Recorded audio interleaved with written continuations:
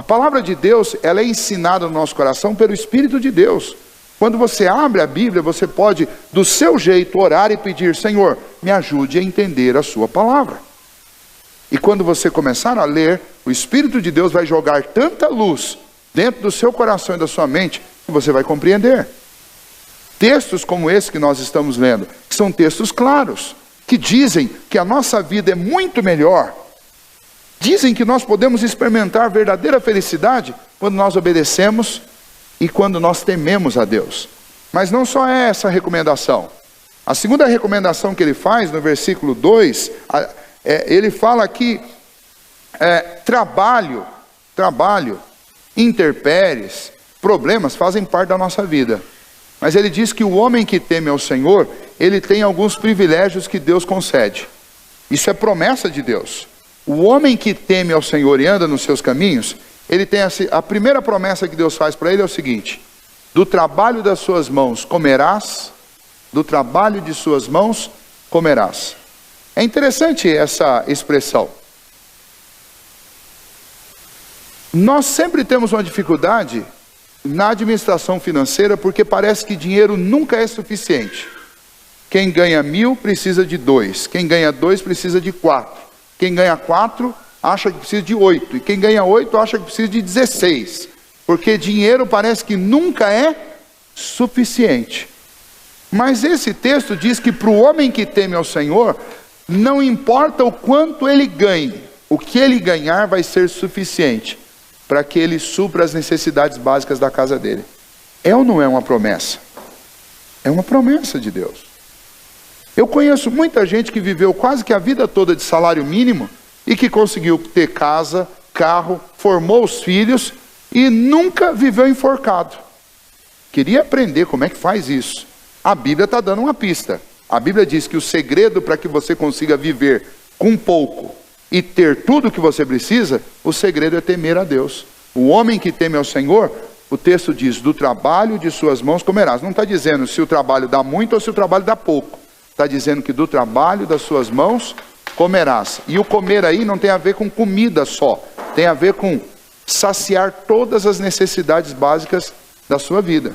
Isso tem tudo a ver com uma outra frase que Jesus usou. Lá no Novo Testamento, Jesus disse assim: não andeis ansiosos com o que haveis de comer, nem com o que haveis de beber, nem com o que haveis de vestir. Porque a ansiedade não resolve o problema. Mas busquem em primeiro lugar o reino de Deus e todas essas coisas vos serão acrescentadas. Aí a gente começa a entender melhor. Por que do trabalho das mãos esse homem vai sobreviver? Porque a prioridade dele é Deus. Lembra? Ele teme ao Senhor e anda nos seus caminhos. E por temer a Deus e andar nos seus caminhos, não importa o quanto ele ganhe, Deus se compromete em fazer com que o que ele ganhe seja o suficiente. Deus multiplica. Do mesmo jeito que tem pessoas que ganham muito, mas não temem a Deus, e o dinheiro vira fumaça na mão, desaparece. E a pessoa mal dá conta de cumprir com as suas obrigações.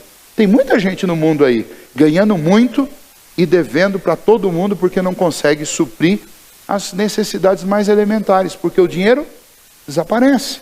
É falta de temor a Deus. Um outro texto que nós lemos no início, o Salmo 127, diz que inútil vos será acordar de madrugada e dormir tarde. E o texto diz: aos seus amados ele dá enquanto dormem. Ou seja, esse texto está dizendo para nós o seguinte: que a pessoa que teme a Deus, ela trabalha no horário que é horário para trabalhar. Ela não precisa trabalhar de madrugada e nem ela precisa trabalhar de noite. No horário que ela tem que trabalhar, ela trabalha, e enquanto ela dorme, o Senhor supre tudo o que ela precisa. Ela não precisa fazer hora extra. Hora extra, na realidade, é um absurdo, é algo que não deveria existir. Porque a hora extra significa 1 hora extra de trabalho e 1 hora a menos na sua família, com o seu esposo, com a sua esposa ou com o seu filho. Cada hora extra que você está ganhando, você está trocando o tempo do seu filho por dinheiro. Você acha que vale a pena? Trocar o tempo que eu poderia dedicar para minha família por dinheiro? Você acha que é uma troca boa isso? A palavra de Deus diz que não. Que o que você precisa realmente fazer é confiar em Deus, temer a Deus. Porque aqueles que temem a Deus, do trabalho de suas mãos comerão. E além disso, tem uma outra recompensa por temer a Deus e andar nos seus caminhos. Diz que feliz será. Feliz será. Nós não estamos falando sobre felicidade? Tem muita gente que tem muito dinheiro e é infeliz. Essa semana está sendo julgada, né, na última instância, aquela jovem que assassinou o homem que era dono da Yoki, né, um japonês lá que era dono da Yoki. Ou seja, gente muito rica. É uma história interessante, porque ele era milionário, né, mas não era feliz no casamento. Se separou da sua mulher. Casou de novo. E ele casou com quem? Casou com uma moça que ele encontrou num site de garota de programa. Olha onde ele foi procurar uma esposa. E aí, para ela, isso foi o sonho. Imagine você numa situação dessa. A mulher era uma prostituta, vivia de vender o corpo. Da noite para o dia, um homem milionário se casa com ela. E então, de quem não tinha nada e tinha que vender o corpo para sobreviver, passou a ter tudo. E depois, numa crise de ciúme, porque descobre que ele estava traindo, ou seja, ele continuava infeliz, porque agora ele estava traindo ela com a outra. Ela decide tirar a vida dele. E não apenas tira a vida e esquarteja o cidadão. E depois ainda tenta esconder. Foi presa aqui perto, em Capão Bonito, quando ela estava passando pelo posto rodoviário lá. Vejam só que história. Essa história é a história da infelicidade. A infelicidade que é divulgada e é defendida pelos meios de comunicação. Quando você assiste uma novela por aí, qual que é o roteiro, o enredo de tudo enquanto é novela? O roteiro é, para ser feliz você tem que trair seu marido, trair sua esposa, você tem que ter um amante, você tem que ter dinheiro. Isso não é roteiro de novela? Em tudo enquanto é novela não tem alguém tentando dar o golpe e tomar uma empresa que não é dele. Tem uma mulher que gosta do marido da outra. Tem um marido que gosta da mulher da outra. E tem um homem que gosta de um homem e uma mulher que gosta de uma mulher. Esse é enredo de novela. Agora, isso funciona? Não, isso sempre termina em grande infelicidade. Enquanto a palavra de Deus diz que o homem que teme ao Senhor e anda nos seus caminhos, do trabalho de suas mãos ele comerá, e a segunda afirmação que o texto diz é que ele será feliz. Feliz será. Felicidade não é uma coisa que está escondida atrás de um muro lá na frente, que está escondida na próxima esquina, ou que está escondido no próximo ano, ou que está escondida depois que eu cumprir uma porção de coisas. Felicidade é algo para você sentir já, independente de ter muito ou ter pouco, independente de estar cercado de um monte de gente ou não. Felicidade é uma coisa que é produzida por Deus dentro do coração das pessoas. Não sei se você sabia, mas uma das primeiras palavras que foram usadas para descrever pessoas crentes é entusiasmo. Os gregos ficaram tão embasbacados com a maneira como as pessoas que temiam a Deus viviam, que eles arrumaram um nome para descrever pessoas que temiam a Deus. E o nome que eles arrumaram é entusiasmo, que significa, na língua grega, ter um Deus dentro de si. Então, quando os gregos encontravam aqueles homens lá do povo judeu, cheio de Deus no coração deles, que confiavam em Deus, eles diziam, lá vai alguém entusiasmado. Ou seja, lá vai alguém cheio de Deus, porque eles olhavam para a pessoa e viam que a pessoa estava animada, estava contente, que ninguém podia segurar aquela pessoa, porque ela estava cheia de Deus. A maneira, ainda que eles não sabiam o que isso significava, mas eles diziam, parece que tem um Deus preso dentro dessa pessoa, de tão alegre, animada, forte que ela é. E é isso que esse salmo está dizendo. O homem que teme ao Senhor e anda nos seus caminhos, ele é alguém que trabalha e é feliz com o ganho dele. É alguém que sente felicidade. Ele não está atrás da felicidade, ele já é feliz, porque a vida dele está fundamentada sobre a palavra de Deus. Ele não está inventando moda, ele não está tentando descobrir um meio de ser feliz. Ele já é feliz porque Deus está dentro do coração dele. Porque ele faz as coisas que agradam a Deus. Porque Deus guarda, porque Deus sustenta a vida dele. E aí, ele diz que não só ele está feliz, mas tudo irá bem na vida dessa pessoa. Todo mundo na vida sabe que vai passar por tempestade, vai passar por dificuldade. Todos nós passamos por isso. Enfermidade, às vezes um problema de desemprego, às vezes um problema financeiro, às vezes uma crise de relacionamento. Todos nós passamos por isso. Mas uma coisa é você passar por isso, aprender e superar. Outra coisa é você passar por isso e a sua família se esfacelar, quebrar e essas coisas não serem resolvidas nunca mais. Esse texto está dizendo que o homem que teme ao Senhor, ele vai ter problema como todos os outros, mas ele vai atravessar e ele vai atravessar bem. E quando ele atravessar, do lado de lá ele vai estar melhor do que ele estava quando o problema começou. Ou seja, as dificuldades e as lutas não vêm para piorar. As dificuldades e as lutas vêm para melhorar a vida dessa pessoa. É isso que o Senhor promete. Por que eu estou então sugerindo a vocês que construam a vida de vocês sobre esta base, que é a verdade do Senhor, a verdade absoluta? Porque sobre esta base, você tem a promessa de que as coisas vão dar certo na sua vida. Vão dar certo no seu casamento, vão dar certo na criação do seu filho, vão dar certo no seu trabalho, porque quem garante isso é Deus. O que eu tenho que fazer? Eu tenho que crer nele, e eu tenho que temer ao Senhor, tenho que confiar no Senhor de todo o coração. E aí ele fala alguma coisa interessante sobre a esposa. Ele descreve a esposa no versículo 3 como uma videira frutífera dentro da casa desse homem. O que esse texto significa? O que essa expressão significa? Essa expressão está dizendo que em cada família existe um papel designado para cada um de nós. E o papel da mulher dentro de uma família é que a mulher é o depósito emocional da casa. É o centro do humor de uma família. A mulher é aquela que é a fonte de vida e de vigor para os filhos e para o esposo. Então, o que acontece? O esposo, depois de um dia de trabalho cansado, ou os filhos exaustos com a escola, quando eles chegam em casa, dentro da casa deles, eles encontram uma árvore viçosa, uma videira. Eu já morei no interior, já morei em sítio. E uma das coisas mais gostosas de se morar em sítio é quando chega no momento que tem um sol muito forte, e você encontra uma árvore com uma sombra frondosa, e você chega debaixo daquela árvore e você se sente refrigerado. E daí você olha para as folhas e além de tudo ainda tem frutinha lá ainda. Então é um momento de descanso, e é um momento de refrigério, e é um momento de fortalecimento, porque você se alimenta disso. É interessante que os judeus usavam esta imagem para descrever a figura da mulher. E vocês, mulheres, não podem perder, porque é um grande privilégio a Bíblia descrever vocês assim. Vocês são o depósito emocional da casa. Vocês são esta joia preciosa dentro da família de cada um, que é o lugar onde os filhos vão buscar força, vão buscar refrigério, vão buscar alimento.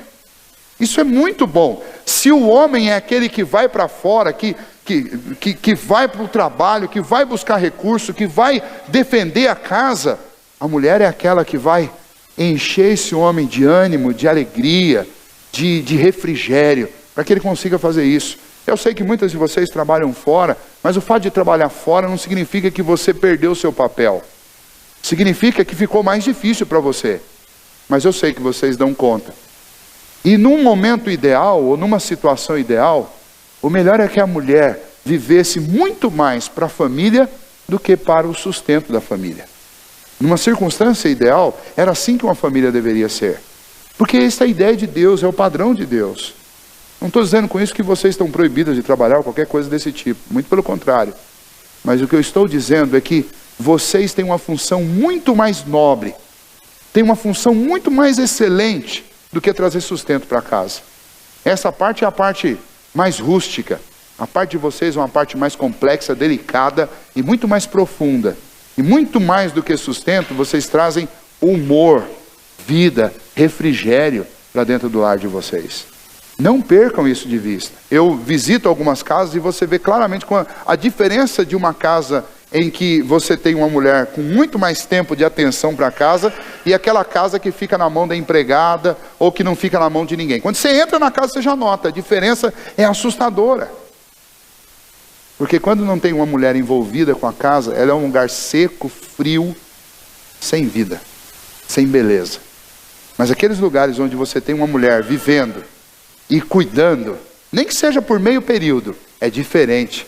Você olha e você logo enxerga o papel da mulher ali, essa videira frondosa. Além disso, este versículo 4 também fala, aliás, versículo 3 fala sobre os filhos. E tem uma imagem interessante dos filhos aí que eu gostaria que vocês gravassem. Os filhos são descritos como rebentos da oliveira. O que é um rebento da oliveira?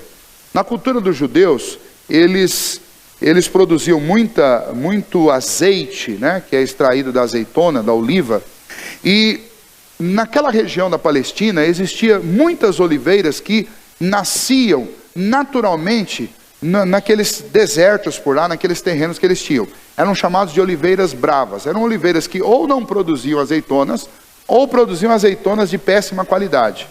Então o que os agricultores judeus faziam? Eles iam lá e cortavam muitos rebentos, muitas mudas de oliveiras bravas, traziam para as plantações deles, faziam um corte no tronco de uma oliveira boa e deixava aquele rebento ali amarradinho, enxertado ali. E aí ele passava ali 6 meses, 1 ano, e depois eles retiravam aquele pedaço com um corte do tronco e plantavam no outro lugar.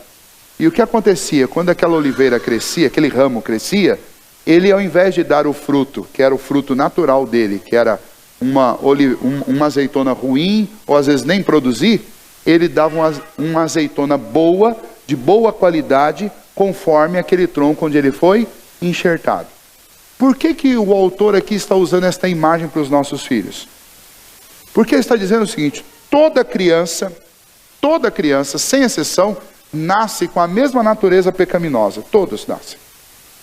Eles nascem com tendência a desobedecer, eles nascem com tendência a serem violentos, a mentir, eles nascem com tendência a todas essas coisas ruins.